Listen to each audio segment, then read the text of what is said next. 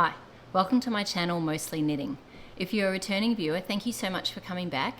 And if you're new here, I'm Tash, and this is a podcast where I talk mostly about the knitting that I've been doing, and I also put out regular tutorials. So it is Thursday the 21st of August, and I'm recording from a very rainy Sydney, Australia. My first segment today is Friend from the Vault, which is a segment where I show you a knit that I made earlier. And today's Friend from the Vault is a hot water bottle cover. So this is a free pattern on Ravelry. It's called All You Need, a Classic by London Leo, and it is a free download with a gauge of 18 stitches and 26 rows. But there's a lot of information in the pattern about how to customize it if your gauge is different or if your hot water bottle cover is a different size. You may also, even though it's a fairly simple pattern, you actually start with Judy's Magic Cast On and then you increase. So that's great, so you don't have a seam at the bottom, and you increase up the sides. Increase to the full circumference, straight up the sides, and then decrease, and then it's got like a little turtleneck, which is quite cute. But I've seen a lot of people, there's over 1,500 projects of this on Ravelry, and a lot of people have customized it with stripes, with Fair Isle, with cables, although if you use cables, you'll need to add a few extra stitches because cables sort of pull in a little bit. But yeah, it's a really great pattern for using up scraps, or if you want to try a different technique, or if you want to try out, some colors for a Fair Isle motif to see if you actually like it. So, and it's a free pattern. So I just thought I'd show you that. This I made one for my mum about 11 years ago, and I used the same yarn for this one. I used Peyton's Jet, and it was a cream color.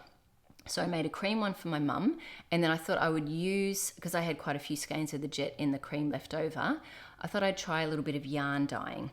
So this one I actually dyed myself. I'll show you. I don't have heaps of experience in it.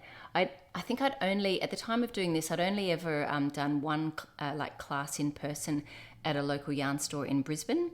And so when I came to do this, I was a little bit iffy about it. So just to make sure that I, had all the things I needed and used all the precautions. So I actually took a class on Craftsy called Professional Yarn Dyeing at Home with Sarah Eyre, and Craftsy is kindly sponsoring today's video.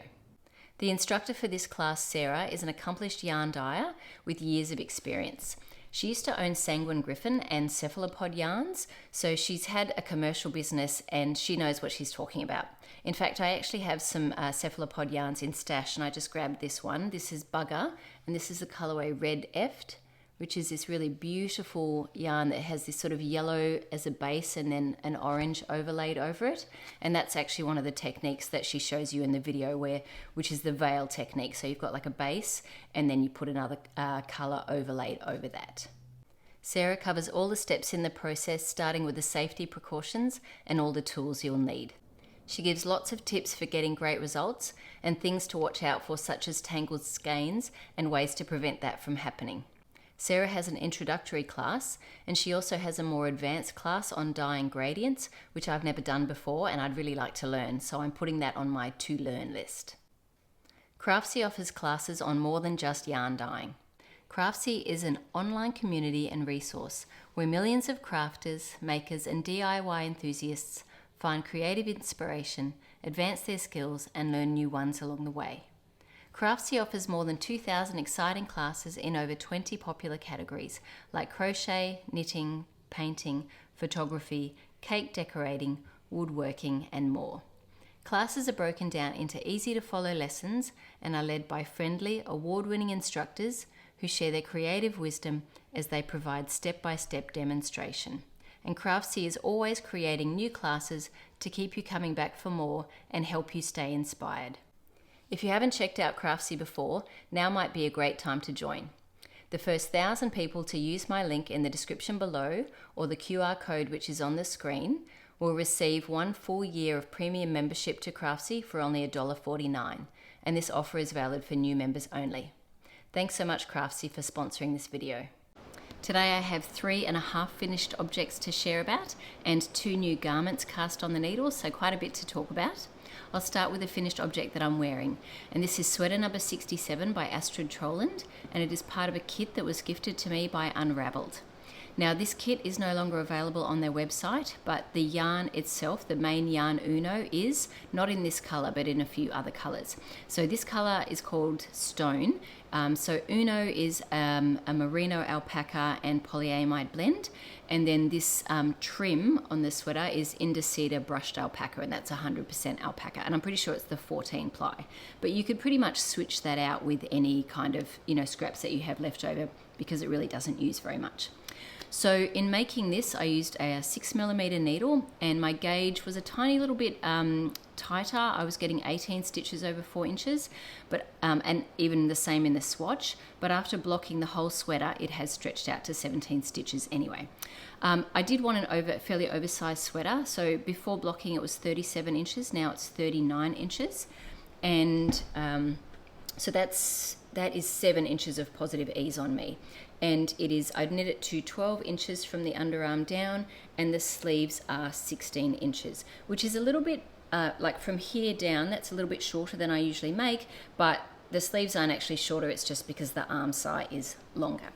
So it's so lovely and cozy and soft. I've barely taken it off since I finished it.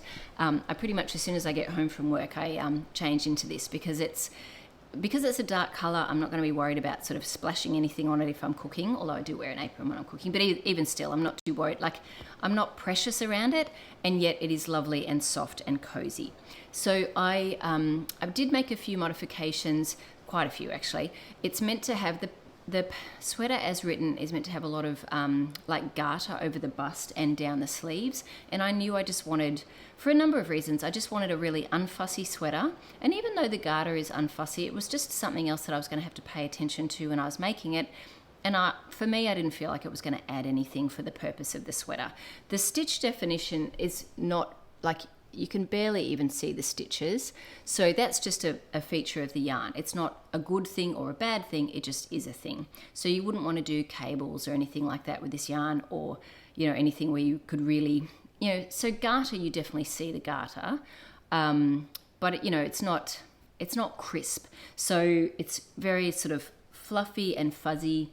Really lovely and soft though, and it also like for a beginner, it's actually a really good yarn because it will hide sort of little inconsistencies, but there's a little bit of fluff as well. So you know, if your tension's a little bit not 100%, anyway, it's a really, really good beginner yarn. But you know, I'm not a beginner knitter, and I still really enjoyed using it. So yeah, we don't always have to knit with the same kind of yarn all the time. I did the trim at I think I only did like about 6 rows for the trim at the cuff, and here for the neckline, the way the pattern's written is you start with a grey and then you later come back and pick up for the pink. Instead, I actually did a Judy's Magic cast on for a tubular cast on with the pink, and then switched it out to get for a 2x2, and did just a couple of rows and then switched into the grey. So yeah, it's great. It's a really, really good cozy sweater. It weighs 330 grams, knitting my size and to the length that I knit it. So that is, because the balls are 50 grams, that's just under 7 balls of the Uno, and then honestly, literally only scraps of the Indicida.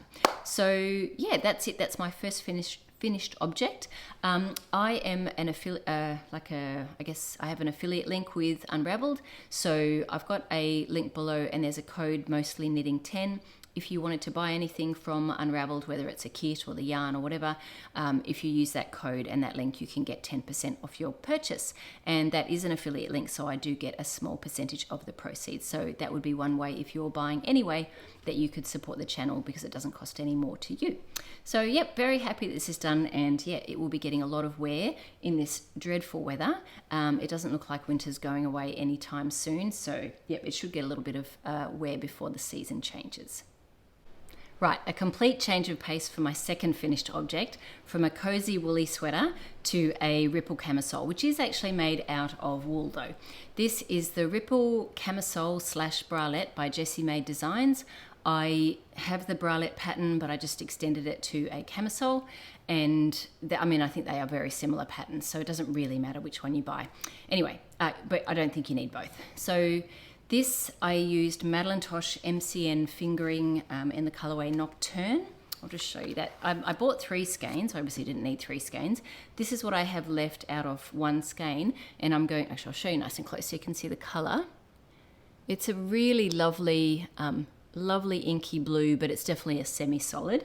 So I've got 2 skeins. I'm pretty sure that's for a dotted raise.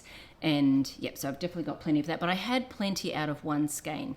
So 1 skein weighed 120 grams and this weighs 103 grams. Now I did make it an inch shorter than my first version. This one was made out of Skein Sisters Fabulous Sock. I made this one, I just felt like this one was just a tiny bit long, and because it's bottom up, anyway, I'll probably refine this pattern as I go along. A little bit more about it. I knit the size medium, which is a 162 stitch cast on. I don't usually knit the size medium, but I knew this is so stretchy. So in the different cast on, you're just going to have more stitches, in which case you probably got a little bit better coverage because it's not stretching quite so much over the body, because clearly there's negative ease in this, but there's meant to be. I used a smaller needle as well, also for better coverage. You're meant to use a 3.5mm needle, and I used a 3mm needle. So yeah, I'm like, I don't know, I can't remember exactly how long I knit it. I think I definitely knit it maybe in total. See, it stretches out, so however long, I'll put down below how long it is without stretching, and then how long it is on the body down below. But I've just got it on with some jeans now because it's too cold for shorts, but I could see myself wearing this. I suppose I could wear it with jeans and maybe a top over me in like cooler weather, like a button up held open. It's what else do I want to say about it? So it weighs 103 grams, so I had 17 grams left. So this was definitely a heavier fingering weight than the Skein Sisters Fabulous Sock. There's like less yardage, right? So it's a little bit thicker. What did I want to say about it? I pretty much followed the pattern aside from making it longer, and I used I'll just show you the straps. I still used the 3mm needle on the straps, which you're meant to use the same size, but I would actually suggest, it's just like an I-cord, 6-stitch I-cord. I think next time, just to make that a little bit denser, I would go down maybe to a 2.5 even, just to, they seem fine. I'm actually wearing this, I'll try and show you a little bit closer. I'm wearing this with a strapless bra, so that's where it is there, so totally fine there. And obviously you just make these as long as you want, but you can see there's still a little bit of give. And all I would do is just unpick that if I felt like it stretched too much. But when I was making it, I was just stretching it a lot. And then I think I wrote it in my notes. All of anything that I talk about, any project, there'll be links to my project page on Ravelry. And I try to be really good about the amount of yarn I used and notes and how long everything is and how much it weighs. So if I've forgotten anything, you can go over there. But I love it. This took me 12 days to knit. And of course I usually knit on other things at the same time. But because almost all of it, and I did just go straight into 3x3 rib. I didn't do any twisted rib at the bottom. It was just 3x3 rib for like 13 inches, 12, 13 inches. Then there's you do a little bit of twisted rib just here, at least on the bralette pattern. I think it's a bit different on the camisole. I think somebody said you've got like some little triangles similar to, I've made camisole number 2, where you've got triangles here and then like mini triangles at the back. I think that's what the camisole pattern has. But I actually really like this. I like that just straight across on the back, but with, you probably can't even really see it very well, just a little bit of twisted rib on the back. So yeah, I love it. Well, you'll see in a minute, I have another one on the needles already. So for me, this is going to be like my hat. Obviously it's not a hat, but I always usually have a hat on the needles as just sort of like my mindless project.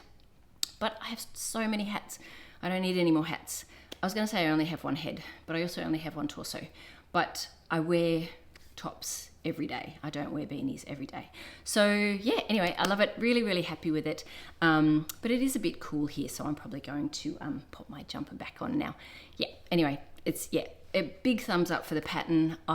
I think it's great. It's bra friendly, and you can make that yourself in terms of you just make sure, if you wanted longer straps and a deeper V, then maybe it wouldn't be bra friendly. But for me, I made, short enough straps that the V sits at a modest place, and for me, and you also can't see my, what do you call it? You couldn't wear a regular bra. Well, you'd see a regular bra anyway. With my strapless bra, it's great. Very, very happy. 2 thumbs up. My third fully finished object is a hat. It is another Oslo hat by Petite knit, and it is knit out of black wattle honeysuckle yarn, which is just a gorgeous, you can see it's super, super drapey. I think this is probably a better yarn for a shawl than a hat necessarily, but it still works. It's a 70% alpaca, 20% silk, 10% cashmere blend. So obviously, like a hat, you're going to feel that against your head. So it is nice to have something soft. You can see how drapey it is. I think like as I fold it up, it's going to struggle to want to stay up, but with negative ease, it should be all right on the head. I probably am not going to be able to get any modelled photos of this anytime soon, so I'll just quickly try it on. It weighs 90 grams, and so I had 20 grams left over. That's the yarn there. It's called, the colorway is called Forgiven, and Black Wattle is an alpaca farm here in Australia that I visited on the way back from the yarn festival in Canberra. So look, but you can sort of see how that's going to want to like it's, you know, it's a drapey yarn, but definitely with negative ease, it will be fine. And it's so lovely and soft. So I just have to remember to take hats with me, because sometimes like I'm out and it's cold and my ears are cold and I think, you know, why didn't I bring a beanie? So I just need to make sure I either always have a few in the car or a few at work. So I've always got one. So yeah, what do you reckon? It's pretty nice, huh? I like it. Anyway, so it's lovely and soft, and yeah, like that's not going to itch your forehead at all. So yeah, very happy with that one. Not too much to say. Everybody well, not everybody, but a lot of people have knit Oslo hats. So I just do I use the standard the pattern changed a little bit. It was like the one version, then there was another version with mohair, and now they're combined. So I don't know what kind of changed in all of the, like in the wash, you know, when they sort of put it together. But I cast on 112 stitches, this is a DK weight yarn on a 3.5 millimeter needle. And that's pretty much what I do, whether it's DK or fingering held with a mohair. That cast on number of stitches fits my head, which is a pretty standard, I think 21.5-inch head. And apologies if you do centimeters, I do inches, but it is a very easy conversion. And I feel like I'll just be saying lots and lots of numbers if I do the conversion all the time. So yep, I do speak in inches even though I'm in Australia. There you go. Yeah, even with height and everything, like I'm 5'3"-ish, although I'm probably shrinking, so maybe 5'2" now. Anyway, right, that was finished object number 3. Now I said I had a half a finished object, which usually means socks, and I've done one of them, which is the case here. This is a pair of it's a single DK weight sock for my mum. You can almost get it on screen there, in some yarn that I picked up from Bendigo, from, I think it's called the yarn store, the wool store, the yarn store. Anyway, I'll put down below where I got it from one of the stands there, which is actually a yarn shop that was vending at Bendigo. And yeah, these are for my mum. I've only done one, and I have actually, this is technically my whips as well, because I did cast on for the second one. There's not much there, but I feel like as soon as I've finished one sock, I need to get the other one on the needles, even if it's just a cast on and one row. So these, as you can see, are toe-up socks. Toe-up socks with a gusset heel. I found because the original pattern by Wendy Johnson is no longer available, I was trying to find an equivalent pattern on Ravelry, and there's one called the Cosy Chillin socks by Michelle Higgins, and that's a free pattern. She's Finicky Creations. So I pretty much followed that, but when it got to the heel section, like the sometimes called a fleagle heel, the way she did her decreases was different to what I'm used to. So I'm used to doing slip, slip knits and purl 2 togethers, whereas she was doing knit 2 togethers and purl 2 togethers, which lean the same way rather than like that. So anyway, I just did the method that I'm used to. So that's the heel of the sock. So you increase for the gusset, and then you just do all these short rows here. It's a really great first technique. But one thing the pattern does, even though it's a free pattern, she does actually mention the fleagle heel, and she mentions that she does it differently to, I think it's Liat Gat, who is who she's linked to, and she has a lot of information on toe-up socks with a Flegel heel. So if you want any more information on this technique, Liat Gat is the place to go, person to go to. So yes, so I follow more Liat's way of doing it, not so much Michelle's way of doing it in this pattern. Anyway, there is a link to her video. So Liat Gat has a YouTube channel and there's a link to her video in the pattern. So I'll link to my project page, which links to the pattern, which links to Liat's if you're interested. Anyway, one's done. I was going to say I'm so annoyed at myself, but I need to stop getting annoyed at myself. I need to give myself more grace. I thought one's done, I'm going to cast on straight away for the second one, which I did. But I don't know if you can see, but I've got all of this yarn here. That's because I cast on the wrong number of stitches. So I thought, oh yes, I know what I'm doing. I'll cast on 24 stitches, which is the stitch count for the sport weight socks that for my mum. All I had to do was go to my project page and it says first line, cast on 16 stitches. But I didn't do that. I just went, yeah, I know what I'm doing. So of course I did a few rows and I got to, there's actually only 40 stitches on this sock. My mum has a really small foot, but so this actually did easily use less than one skein, and with a pretty decent length in the foot. So I got to like 18 stitches on each needle really quickly because I cast on 12 on each needle. I was like, gee, I don't remember the toe being that short. And then I went back and checked, and I was like, no. 8 on each needle, cast on 16 stitches. So it is very quick though, 16 stitches even up to 40 and then 40 round. It doesn't take very long. I can't remember when I actually started this, but not very long ago, and it shouldn't take me too long. I'm knitting this on a 3.5mm needle. I just find like I want pretty dense fabric for socks. But that's pretty hard on my hands. And I also magic loop, and I magic loop tighter than I knit, just regular in the round. So I just can't, even though technically you could sort of, get this done pretty quickly, my hands can't tolerate that. I cramp and they hurt, and they just knitting that densely. So that's another reason I have so many projects on the needles. I want to make socks, but if I exclusively made socks, I would not be able to knit as much as I would like. And I'd also do myself an injury. So, because I would probably still try to push through, although I'm getting much better about that. If I'm in pain, I just stop and either stop knitting for a while or work on something else or do something else. So anyway, that is a half-finished object and one of my many works in progress. Moving on to my other works in progress, the one that I'm trying on the needles at the moment is one of my new my new projects on the needles, which is the Archer sweater by Lene Ricks. And I'm knitting this out of Bendigo Woolen Mills Wollmeise 12 ply, and this colour is Paperbark, which is a really lovely heathered colour. Yeah, it's really, really pretty. Very sort of natural, sandy kind of colour. Sort of, I don't know if sand's the right word. It's beige for sure. And yeah, I really like it, but it definitely has some variation in it. So this sweater is really interesting. I'll show you some of the details and then I'll talk about it. I'm going to try not to clank.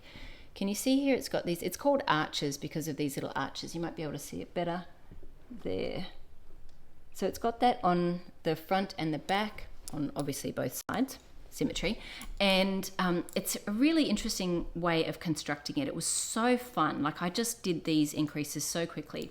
So you cast on sort of the back and just into the front, and then you're increasing quite a bit. It's looking really messy because I haven't picked up for the neckline yet. But yeah, so you're increasing a little bit for the front, so you're knitting back and forth for a while, but also creating some of these, these, what do you call it? The arches for the shoulder increases. And it's a 4-row repeat. It's really addictive. It's a great pattern, like really well written, really clear with video support. I'm knitting it on, I think the pattern was a 6mm needle, 15 stitch gauge. I'm knitting it on a 5.5mm needle. And even then the fabric feels a little bit open. So this is a 12 ply where they actually do recommend a 6mm needle, but I felt that fabric was a bit open. Because I've blocked it at this point, it just was stretching like crazy. It did bounce back in a little bit after, on drying, but I could imagine for this yarn, like if you bought any of this yarn from Bendigo Woolen Mills recently, because it's a short, like a I don't know, it's a new yarn in their production. I don't know if they're keeping it permanently or it's for a limited time. But if you bought any of this recently, I would recommend, unless you're an especially tight knitter, I would recommend going down a needle size. Or you could hold it with a, maybe a lace weight alpaca. If you just wanted a subtle, add a little bit of extra heft, or a Silk-Mohair if you wanted a bit more. Anyway, I am knitting it on a 5.5 needle. Sorry about the clanking needles. I'll try and keep them still if I can. So I'm knitting the smallest size, but there's still a lot of, a lot of kind of volume in this. It is meant to be oversized. I'm at the point, so anyway, I was telling you about how it works. So you're increasing sort of for the neck as well, and you start doing some of these arches, then you join in the round, then you're still increasing down. So you've got this like stable portion for the shoulders where you're increasing like this sort of panel, like a saddle, I guess. Then you're increasing down here on this 4-row repeat. Once you get to that section, you split off and you're just doing the front and the back separately, and you're doing a little bit of like it comes in a little bit. You're doing some decreases down here. Now I'm at my static stitch count. I've done the front and the back, and I'm about ready to but I wanted to block it before I got to this point.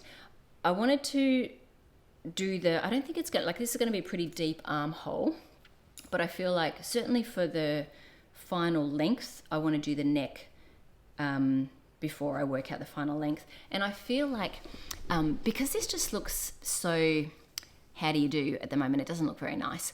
I just enjoy working on projects more when they look kind of finished. Like I'll admire it more as I'm knitting on it. Whereas when I'm knitting on it like this, it'd be like, oh, that looks awful. It's kind of like weaving in your ends, like if you're knitting a project that just has ends all over the place, for me, it's more enjoyable knitting on it when they're woven in. But I tend to leave a lot of that towards the end, particularly because like if there's a seam or whatever, I want to weave it in the seam. So like I've got ends here, right? I'm not weaving that in now. I'll weave that in after I've picked up and done the neckline. But once I've picked up, done the neckline, and I'm happy with it, then I'll weave in those ends. It will all look sort of semi-beautiful, and then I'll finish going down the body and then sleeves. How am I going to do that? Maybe I'll go down the body a little bit, because I do like to do the sleeves before I finish off for the body. So yeah, I'll probably knit a bit more. These balls are enormous. Like I've got such a tangled mess here. I'm going to have to, I find that sometimes when I'm blocking things along the way, because I'm sort of pulling the yarn to make sure it doesn't end up in the water, so that's going to take a little bit of sorting. But anyway, doesn't matter. I'll do that later. Was there anything else I want to say? Great pattern. Like, not many people have made this pattern, but it's so pretty. It's such an interesting, and it's really well written. So I highly rate the pattern.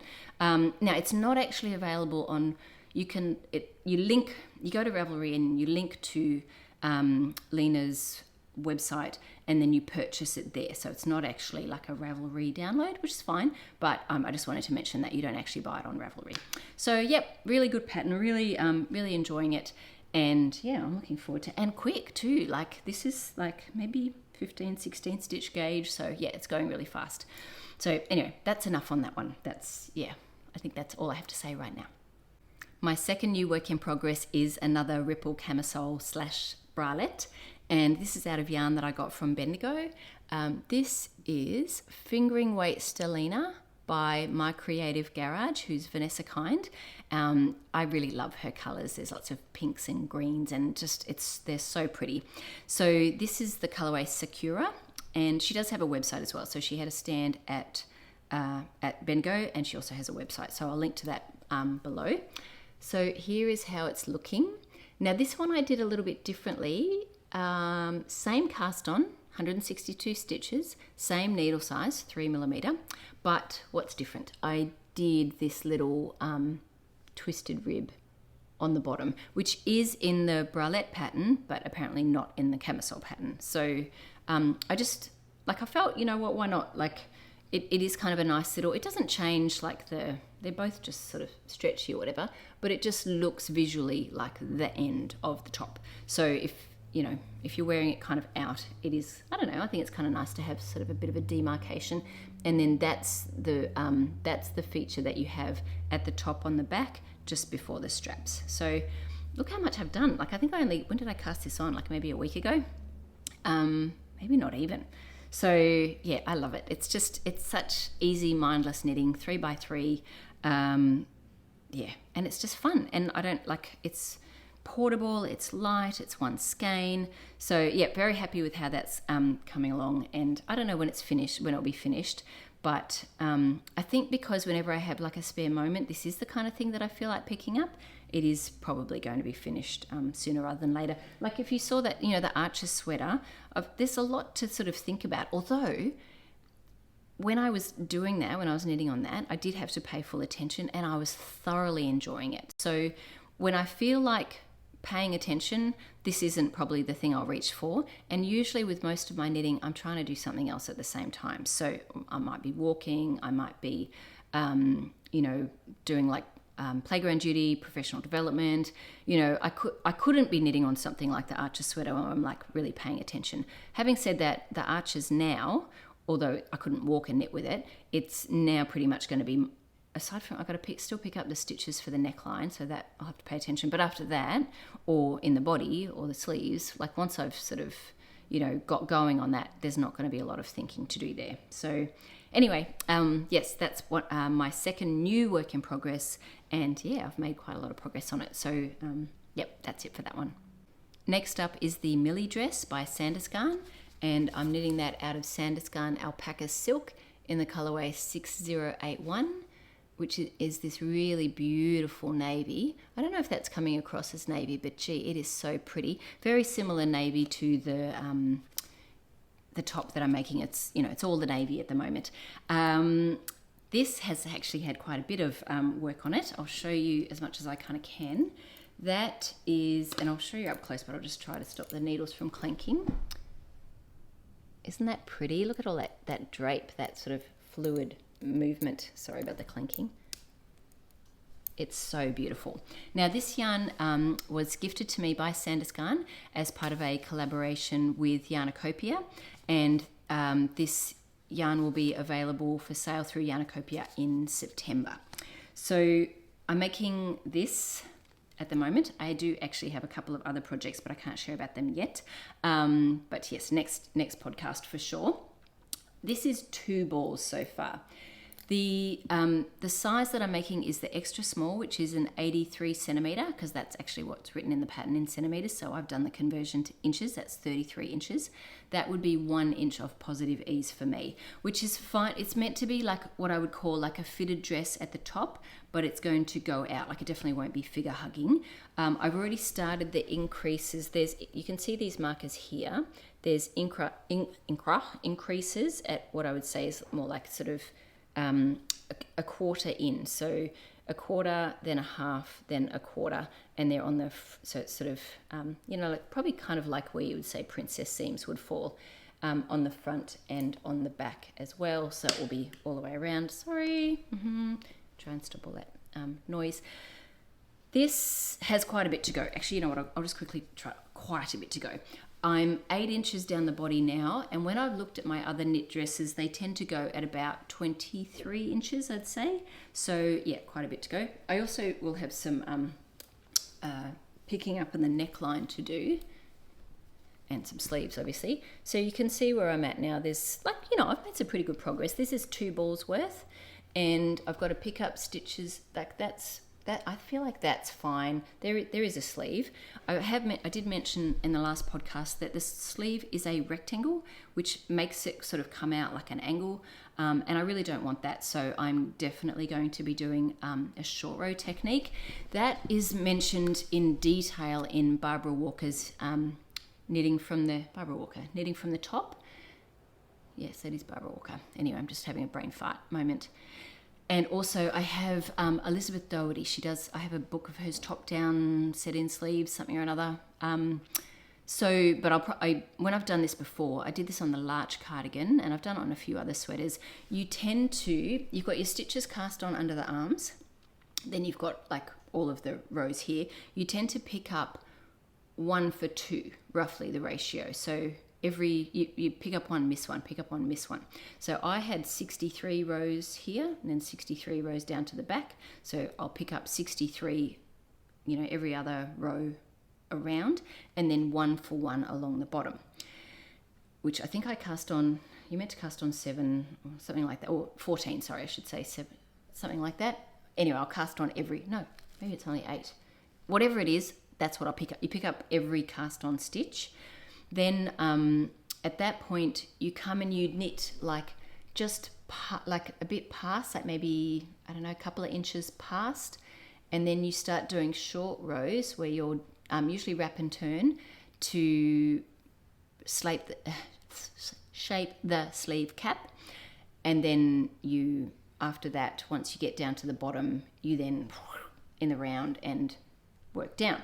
So I'm almost positive, and that's kind of like a formula, you know, you don't have to, there's no pattern instructions for it because that's not what the pattern says to do. So you kind of have to do it yourself.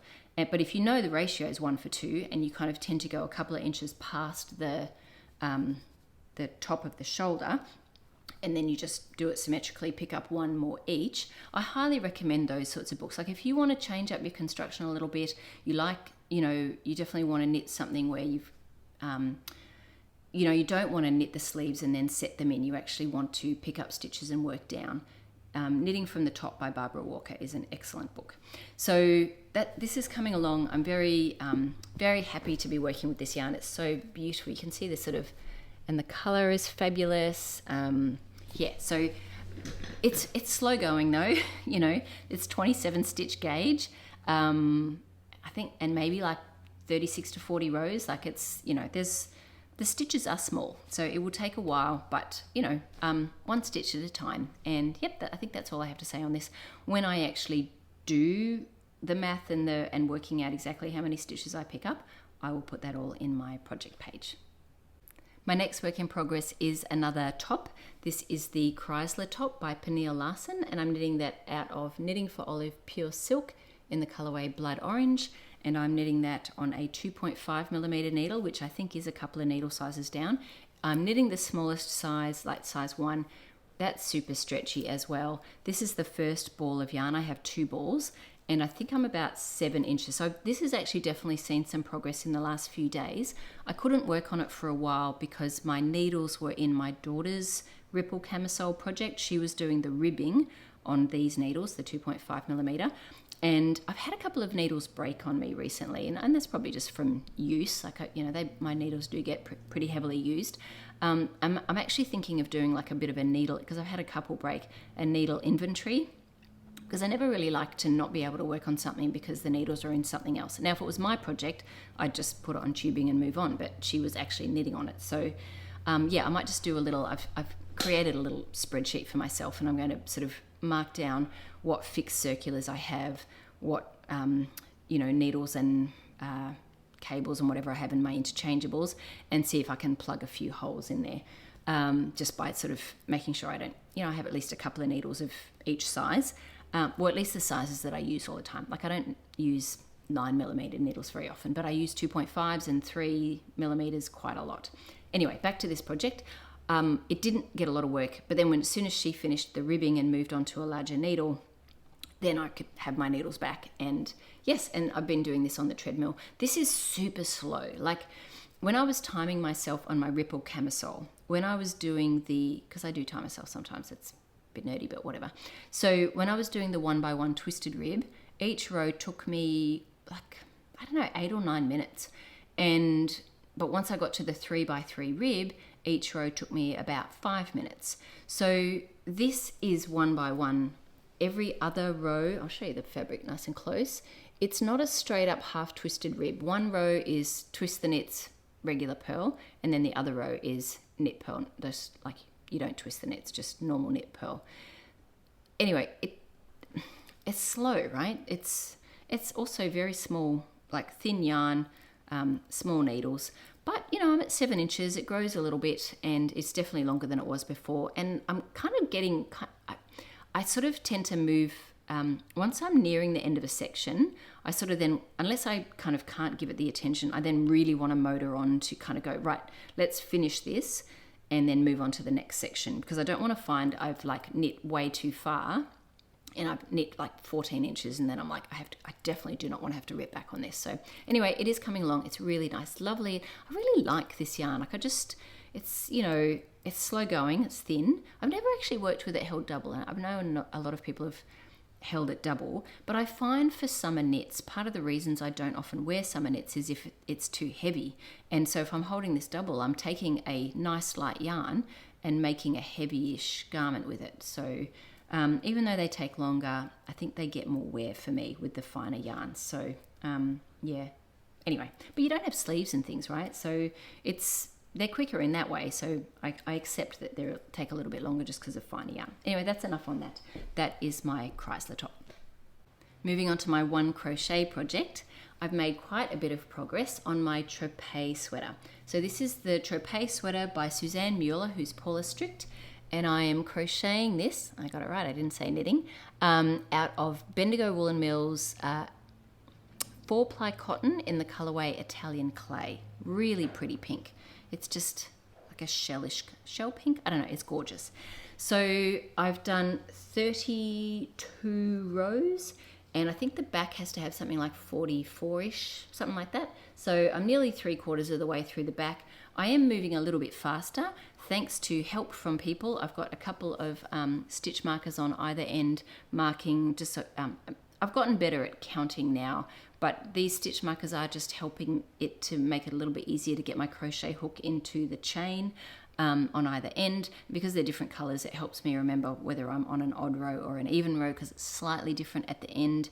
Yeah, so that's coming along, and yeah, I'm kind of excited to get to the part where like the back's finished and, you know, like it actually coming together. So, because at the moment it doesn't really look like I'm knitting a garment, but I am, and it's my first crochet garment, so I'm really excited about it. Anything else I was going to say? So I'm knitting the smaller size, which is 38 inches or 97 centimeters, and I am getting a little bit faster in my rows. So I said initially one row was taking me about 10 minutes. Now one row is taking me about 8 minutes. So I don't know that I'm going to get much faster than that, but I think probably the reason it takes me longer is sometimes, like, you know, you have to kind of have another pass. Like if you sort of drop or you don't kind of get the full double crochet done, kind of got to let it go and start again. So yeah, but I'm getting there, and it'll be great. It's meant to be sort of an oversized throwover, like a beach cover up kind of thing for summer. So yep, I'm so proud of myself. So yep, that's my Tropez sweater. My last work in progress is my woven scarf, which I haven't actually touched since my last podcast, which is a couple of weeks ago. It's not hard to weave or anything. I just kind of, when I do that, I'm not really doing anything else at the same time. Not because it necessarily takes my attention, but I'm kind of looking at what I'm doing, so I can't read or, you know, I certainly can't weave on the treadmill. But yeah, maybe that would be good for an audiobook. I was watching Hella from Danish Musings, her video where she went to Italy, and she was talking about A Room with a View. So, and I've never actually read that book or either seen that movie. So, and I had a couple of credits on Audible, so I bought the audiobook. So maybe I'll put that on, and that will. Sometimes what I do if I need to get myself to do something, I'll be like, I'll attach it. This is kind of Atomic Habits-ish. I'll attach it to, let's say listening to that book. So, and if I really want to listen to that book, I only do that when I'm weaving. So we'll get the weaving done and I get to listen to the book. So it's like tying the thing not that I have to weave, but you know what I mean? It's the thing that sometimes gets left with the thing I really want to do. So yeah, so anyway, I'm excited about that. I'll start listening to that and maybe get a little bit of weaving done and and have a new book to listen to. So yeah, I haven't actually listened to any audiobooks for a while, so that would be nice. Maybe if I attach weaving with audiobooks, that would be cool. Moving on to acquisitions. I haven't bought any yarn since I last recorded, which go me. It's been a whole 2 weeks and I haven't bought any yarn, but I did buy the Arches pattern, and obviously I'm making it, so that was one pattern purchase that I made. And then I also had some patterns that were gifted to me, so I wanted to share about those and thank the people who gave them to me. So the first one is the Lakes Pullover by Ozetta, and that was gifted to me by Lisa, and that's just a really lovely oversized pattern. What have I knit from Ozetta? I think I knit it was actually one of my favorite knits. It's I I'm having a mind blank. I can't remember what it's called, but I net it out of BC Garn Loch Lomond and I love it. So I'm really keen to make that. So thank you so much, Lisa. That has an 18 stitch gauge, which for me could be, you know, sort of like either a sport weight in a mohair or a heavy fingering in a mohair. Because often with a fingering in a mohair, I get a 22 stitch gauge. This is an 18 stitch gauge. So yeah, either a worsted by itself or something with a mohair would be quite nice. So anyway, thank you so much, Lisa. I haven't got yarn yet in mind for it, but I really like it and I think it'll be a great sweater. So that is one that I'll be doing some yarn hunting for. Another pattern that was gifted to me, which will be great coming up for summer, is the 9 PM Tank by Tiff Knit, and Susan gifted that one to me. Now this one is has a much tighter gauge, but again, there's not a lot of knitting to it, right? There's no sleeves at all, and it's like a camisole. So that is a 28 stitch gauge and 44 rows. The interesting thing about a tighter gauge is in terms of like a 4x4 square, if you think of something that is 28 stitches and 44 rows, in one 4x4 square, there are 3 times as many stitches in that 4x4, 4" by 4" square as there are, say, in my Archer sweater, which is 16 stitches by 26 rows. So, you know, you have to, there's 3 times as many stitches just to make that size of fabric. So it's inevitable that that's going to take you a little bit longer. But then again, if you don't have sleeves or anything, you know, you've got a whole section of knitting you don't have to do. So anyway, I've gone on a side track there. Thank you so much, Susan, for that pattern. I really like how that looks, and I think that would be a really lovely, just looks really elegant actually, so really lovely top just to wear with shorts in summer.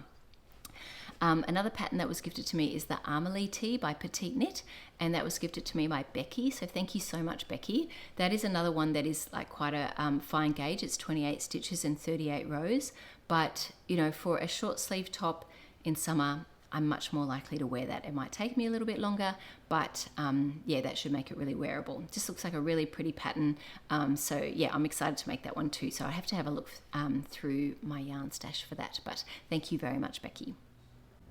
Moving on to my plans, I don't have many coming up. I do have some things that are coming up that I can't talk about yet, but I'll talk about in the next podcast. But the one that I can talk about is the Winnie sweater. Now that was the Winnie sweater by Celine, and that was gifted to me by Felicia. So thank you so much, Felicia. That was, I mentioned it in last podcast, but I didn't know Felicia's name, so now I do. Thank you. And I also, the reason it's now I'm mentioning it in plans is I've actually figured out a yarn that I'm pretty sure I want to use for it. So the Winnie sweater looks really lovely and elegant. It's got kind of like a slightly low, like a mock neck or a funnel neck a little bit, and these really lovely dramatic bell sleeves. I feel like with something like that the nature of the bell sleeves means you can't really push them up and have them stay. So it makes it like quite a dramatic knit that would be better off worn like as an overlay in the evening if you're going out somewhere. So the yarn that I've figured to match it with is this Oyster yarn that I picked up. I picked up the DK from Bendigo. Look at that deep purple. It's so gorgeous. And I already had the mohair to go with it from the previous Bendigo 2 years ago. So it's the same colorway, nightshade, I think. So this is DK and this is a Silk-Mohair. So those two together, I think, would make a really beautiful, like dramatic Winnie sweater. So yeah, I'm excited to make that. So thank you, Felicia, and I'm excited to have that as you know, another sweater plan upcoming. I'm not sure when, like, I'll be able to, like, by the time I've sort of made it and finished it, we might be moving into spring, but still, you know, it's cool in the evening. So if I was going out somewhere in the evening, I could still get wear from that, even if I wouldn't be wearing it during the day. It'd be nice for a, you know, a throw over in the evening. My next segment is what has caught my eye, and there are quite a few things that have caught my eye, but there's so many of a particular category that I think I might make a separate video just about that. So stay tuned for that. That will be coming soon. But one, I guess it was somebody else's finished object that caught my eye because it wasn't the pattern itself. It was someone else's version of it. So this pattern is the Esther Vest by Petite Knit, and I saw Katie from the Knittery, I don't know if that's how you say it, Knittery. I can't believe I can't say that right. Anyway, sorry, Katie, if I'm butchering the name of your podcast. Anyway, she had done the Oyster vest out of, I'm pretty sure it was Ficolana Peruvian Highland wool. And she was wearing it without, like just by itself, without like not as a second layer. So it was just like a garment by itself, right? So it's a vest, but you're wearing it more like a top. She was wearing it more like a top. And it was in a really pretty color, and it just looked, the texture looked really nice. The only downside is she said she didn't really enjoy it. Like it wasn't very intuitive. I find often with textured knits, you have to really pay attention to the pattern because it's just like pearl bumps here and there, less than say color work where you can kind of get into a rhythm. So it would have to be one that, even though there's not a lot of knitting, it's only 500 meters for the smallest size. And I was thinking, I've got to go grab the yarn. So the yarn I would like to use for the Oyster vest is this white gum wool, which is my 10 ply in the colorway Natural. It's 100% merino. This is my leftovers from my Ophelia sweater, and I have around 300 grams, which is well over 500 meters. So I think that would make a really lovely vest with some really nice buttons. Just, yeah, I just think it would look great. It looked so nice on Katie just by itself, not as an extra layer. Or maybe wearing it over it like a tank. So because the armholes are pretty deep, you would probably see, unless you sort of made them shorter, but I think that's sort of part of the style. And I'd like to make them pretty long so that I could wear it over something, but then you just like wear like a tank or a camisole underneath. So even if you see it, it's not your bra, it's an actual top, but you don't have sleeves, if you know what I mean. So anyway, I guess that's moved on from, what has caught my eye almost to plans if I already have yarn for it. So I don't own the pattern, but I think it is one that I would like to, I'd like to get. It's really caught my eye, particularly seeing it on Katie. It looked really, really nice. And if you're not already watching her podcast, Knittery, I think that's how you say it, I highly recommend it. She's, she has really lovely projects to share, and she's just very entertaining and just, easy to listen to and watch. So anyway, that's it. That's my what has caught my eye this week. That's it for the knitting content of the video today. I'll just do a little bit of personal stuff at the end, but if you're leaving me now, thank you so much for being here. If you could like and subscribe and all that stuff, that just helps promote the podcast if you enjoyed it. That way you'll know when I put a new video out. And if you could maybe share in the comments what you're working on, that I find that really inspiring for me, like what yarn you're using, what pattern you're making while you're watching. That would be lovely for me to read. Personal stuff, I actually haven't been doing a lot aside from work. So I'm a high school maths teacher. I teach mostly year 12 classes at the moment. So I've been marking, I've been helping my son because he's doing year 12 and he's doing a high level of maths. So I've been this is crunch time for the students. It's been really busy. And I've just finished all my marking and I thought, I can catch my breath now. And then I had a look at the calendar at what's coming up, and I've got reports due in about 10 days. And that's 60 reports for me. So that's going to take a while. So that's the next thing. So I'm not sure how much knitting I'll get done between now and next podcast because I can't really knit while I write reports. So I can knit while I do a lot of other things. I can't knit while I mark either though. So anyway, in the evenings I do get a bit of knitting done. So there'll probably be enough for another podcast in a couple of weeks. That's when I'll record next in about 2 weeks' time. So I don't have a lot to share. I haven't really been doing much besides work. I did want to say to the people who responded to my gut issues have definitely settled down. Sorry, it's very personal stuff now. We're talking about my insides. I did mention last podcast that I've been having some gut health issues. I've been eating low FODMAP for the last couple of weeks, and that's really helping. So I will, when I have time, like when things have settled down, I'll go and get some tests done. I've had some, like I know I'm not celiac and a few of that, but a few other things like just checking on lactose intolerance and that kind of thing. Because I don't want to cut things out of my diet if I don't need to. But certainly cutting out the onions and the garlic and that kind of stuff I've been feeling a lot better. So thank you to everyone who's shared from their experiences. I really appreciate that. And I'll get I'll fine tune that along the way. This will not be a regular segment of the podcast. I just wanted to respond to the people who mentioned last week their experiences, and I just wanted to say thank you. So yes, enough on my gut. Back to the knitting. Hope everyone is enjoying what they're working on and you're staying warm and dry wherever you are, or cool if you're in the Northern Hemisphere and it's really hot. You're staying at a moderate temperature. There we go. Staying comfortable and enjoying your knitting. And I'll see you in a couple of weeks.